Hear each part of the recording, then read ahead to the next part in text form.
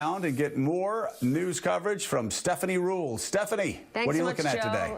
So much. Breaking news overnight. President Trump firing back, calling accusations against his attorney general a total witch hunt, as Jeff Sessions speaks out in a new interview. I think it was hyped beyond reason, and I think it was unfair. Undisclosed meeting. The White House now admitting more, you heard me, more key members met with the Russian ambassador, this time Jared Kushner and Michael Flynn inside Trump Tower. So here's the question. What happens next amid growing calls for a full-on resignation? Attorney General Sessions should resign. And new calls for a special prosecutor. There ought to be an independent prosecutor. We have got to begin today with the state of play here when it comes to Russia and the Trump administration, with Jeff Sessions choosing to sit out any investigation into Russia meddling. The question is, where do we go from here? Well, guess what? We have every angle of this story covered this morning, and I want to start with NBC's justice correspondent, Pete Williams. Pete, you were in the room with Jeff Sessions yesterday. It seemed like he went out of his way to say there was not an official investigation even underway, but if there was, how exactly is it going to proceed? Well, he did that because the Justice Department rules sort of dictate that. I think that was what they call a legal fiction to think that there isn't one. We clearly know that there is. And the answer to how it's proceed is very straightforward. When the Attorney General recuses, the task falls to his Deputy Attorney General. That's a man named Dana Bente, who's right now the acting Deputy Attorney General. Jeff Sessions is the only confirmed political appointee at Justice. His nominee for Deputy and Associate isn't there yet. Interesting about Dana Bente, Stephanie, because he was actually appointed U.S. Attorney in Alexandria, Virginia, right across the river here, by President Obama. So he's a holdover from the Obama administration, and he filled in after Sally Yates, the deputy, was fired by Jeff Sessions after that letter she wrote. But in terms of why he stepped aside, the rules are pretty clear at the Justice Department. I just want to cite to you the Justice Department ethics rules that clearly applies here. It says no DOJ employee can participate in a criminal investigation if he has a personal or political relationship with an organization that's involved in the conduct of the investigation. And it defines that as a close identification with an elected official, candidate, political party, or campaign organization arising from service as a principal advisor or official. And that, of course, fits Jeff Sessions pretty much to a T. And he says that he actually solicited advice from the career people at Justice, started doing so several days ago before the Washington Post story came out on Wednesday night, and was headed in this direction. And you kind of got hints of that when he was asked about whether he would recuse, and he kept saying, "I'll do so when it's appropriate," Stephanie. Okay, I want you to help me with something. So many people out there just want clarity. We know Republicans want to take us back 2 days ago when President Trump had a very well-received speech, and we know so many Democrats simply want Jeff Sessions' head. But yesterday, you specifically asked about his answer to Al Franken during confirmation, and here's what he said.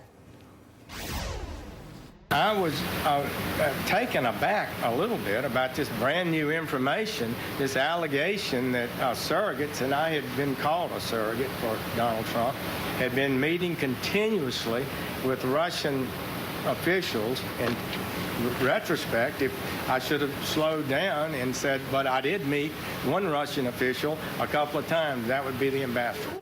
So for those of us just seeking clarity, I personally didn't get any. Do you think he cleared the air there? Well, my question was, when you remember, Franken's question was sort of in the context, Mr. Sessions says here, of people in the campaign doing things with the Russians, receiving information, sending information, and the question was, what do you know about that? And he said, well, I certainly didn't have any contact with Russians. And his answer was that he was thinking of it in the context of Franken's question about contact about the campaign. And then in retrospect, my question to him was, when you answered that question, did you not think your meeting with the Russian ambassador was relevant, or did it just not occur to you? And that was the answer that he gave. All right, well, we want to find out a bit more about what the White House knows and when they knew it. On multiple occasions, the Trump administration has clearly dismissed the significance of Russian contacts, and they did it again yesterday. for 6 months now, we've heard the same thing over and over again. Unnamed sources talking about nebulous, unnamed things, and keep having to say the same thing. At some point, you have to ask yourself where the there is. Okay, well, maybe the answer is right here. Just hours later, the White House confirmed another meeting with that same Russian ambassador, this one including Mike Flynn and the president's own son, Jared Kushner, that took place in December. And I want NBC's Hans Nichols to help us break this down. Hans, what exactly did the White House know about Russian contacts, and when did they know it? It seemed during this whole Mike Flynn issue was that the White House was saying, we didn't realize Mike Flynn had done this, but a meeting in Trump Tower in December with Jared there? The White House is stressing, Stephanie, this is an introductory meeting. It lasted about 15 minutes. It was a chance for Ambassador Kislyak to get to know Jared Kushner, the son-in-law of President Trump, but clearly a line in to the White House. And what I just talked to some officials here this morning, they're saying they kind of learned about this meeting when it was first reported in the press. The New Yorker had this story last week, and then yesterday they confirmed it. They're saying it's one of dozens sort of introductory meetings that both Kushner and Flynn had, and they say it was sort of preparing so that you could have a transition in a White House that was a little more functioning and in touch with foreign leaders. Just to give you a quick example of that, on March 14th, Chancellor Angela Merkel will be visiting here at the White House. Administration officials confirming that. So these are introductory meetings. These are planning meetings. And what the White House is giving me this morning is one big collective yawn about this story. But clearly, it's getting a lot of attention and gaining a lot of currency and controversy on Capitol Hill. Stephanie? All right, I want to bring my panel in here. MSNBC chief legal correspondent Ari Melber. Jason Johnson is politics editor at TheRoot.com and politics and journalism professor at Morgan State University. And Matt Welch making his debut with us, editor at large at Reason, a libertarian magazine. If the White House is, delivering a collective yawn today, if the White House would like to point to the extraordinary run in the stock market, the very well-received speech President Trump gave 2 nights ago, why wouldn't they be motivated to put everything out there and clear the air? Well, they arguably were trying to do that last night. We saw this rush of disclosures, not just with the Jared Kushner meeting, but also Carter Page and that bizarre interview that he gave with Chris Hayes last night, where he didn't exactly confirm or deny that he met with the Russian ambassador in the city of Cleveland.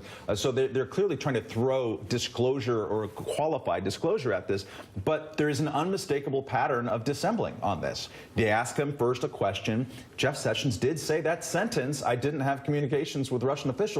It's a bad sentence for him. It doesn't look very good, and that's in a pattern with Michael Flynn and now others in Carter Page. So it just looks funny. And you're right, they should, if they want this thing to go away, come out and have everyone who had meetings like that say this, but it doesn't yet have the feel of we have full disclosure out here. Matt is talking about after-the-fact disclosures or qualifiers. Sean Spicer making that statement yesterday, and then it was journalists who, after that statement, said, well, how about this meeting Jared Kushner had? The meeting Jared Kushner had with Mike Flynn in December took place at Trump Tower. We know that during that transition, people went in the front door of the Trump Tower. The press pool was there. C-SPAN aired it. Whether it was Kanye West or CEOs or political leaders, they saw, they waved, they smiled, they kissed. You see the Russian ambassador go through the back door. So there are legal issues, but there are ethical issues. From an ethics perspective, does this not raise a red flag?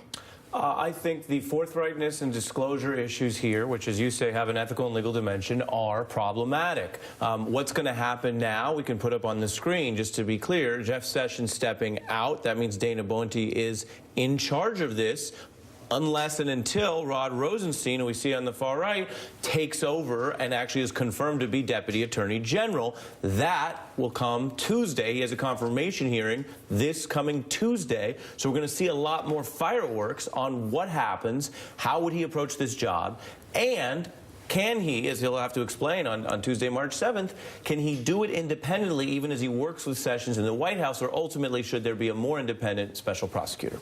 Jason, take the outrage, the fireworks, the hair set on fire, and put it aside, because so many people in the general public are tired of that and they can't hear it anymore. What really has teeth here? Well, what has teeth, it goes back to the video of Jeff Sessions and Al Franken, where Franken's like, look, if you find anything out, what would you do? And Jeff Sessions gave like that junior high answer. What did you do at school today? Well, I definitely didn't skip class and smoke weed behind the bleachers. I didn't do that at all, right? It seems like there's this constant tendency to lie about very basic things. Look, Jeff Sessions could meet with someone. He's a senator. He's on all sorts of committees. But the fact that they keep lying about campaign events, it's the lie that concerns regular people. It's the lie that makes people think that this is like a preview of the Americans next week. It just seems dishonest, and the Trump administration has made this worse by consistently attacking the press rather than being forthcoming. And the larger context of that, right, is broader than any specific piece of testimony or awkward interview on All In or other, as you pointed out, Stephanie, disclosures that should have been made. The larger question is, did a foreign adversary interfere in our election? And if so, did they do it alone, or did they do it by hook or by crook with help from any Americans? Right. And you want to get to the bottom of that regardless of party or ideology. And I think the administration has a legal and an optics problem, as we say in the business, because it has looked at times, I will put this as fairly as possible, it has looked at times like maybe they don't want to get to the bottom of it. Why not? I want to share a bit of what Jeff Sessions said last night in his interview on Fox. I don't recall any discussion of the campaign in any significant way. It was in no way some sort of coordinating of an effort or doing anything improper. So the words that he didn't discuss anything regarding the campaign, are we going to take that at face value? If you back up in any significant way, if you back up and you even look at the timing, this took place in September. Just before the election, it's September, when the heat, the tension between the White House and sanctions with Russia were as high as they've ever been. So is that a good enough answer? I have to presume that there's a recording of this conversation, is there not? So it's hard for me to imagine that Jeff Sessions is going to be so reckless as Michael Flynn was as to mischaracterize the contents of that conversation. Doesn't mean it's not possible, but that would certainly be a reckless move on his part to do that. And I think it's important to point out in the middle of all of this, and you rightly point out, that the context is, did a foreign agent who has ill intentions try to screw with an election, but also the underlying content and conduct that we know about right now is mostly dissembling and a couple of meetings. The underlying conduct is not really that wild or interesting, and I think that's what Republicans are pointing out now, and a lot of people who are kind of baffled by the hysteria of this are saying, oh, what is this thing that you think happened? And we don't have a thing yet to then take the hysteria out. It's transparency. We do have something, though. I mean, like, people have been convicted on less. What you have is, we know the Russians hacked it in the DNC. We know that somehow that kept magically finding its way into WikiLeaks. We know that the drops of information from the DNC always seem to help the Trump campaign, and we know that members of Russian intelligence or Russian State Department members were meeting with the Trump campaign. That's a pretty clear path. And if the Republicans and if Trump's clear path too, it is a clear path to coordination. Look, if you keep getting caught with the playbook of the other team, we probably think you're Bill Belichick, right? You're cheating, and that's the concern that people have. If the Republicans and the Trump administration just came forward and said, look, all of these meetings were just about sanctions, and we'd say, okay, that's fine. But if you're having meetings during the Republican convention, if you're having meetings in your office, if you say, I remember going to Russia in 1991, but I don't remember meeting a guy last summer, that's why people are legitimately concerned. It looks like coordination was happening. And the issue is, we know what you did last summer. All right. See, get that? So clever. All right, we're going to take a break. Much more on this coming up. We're going to talk to one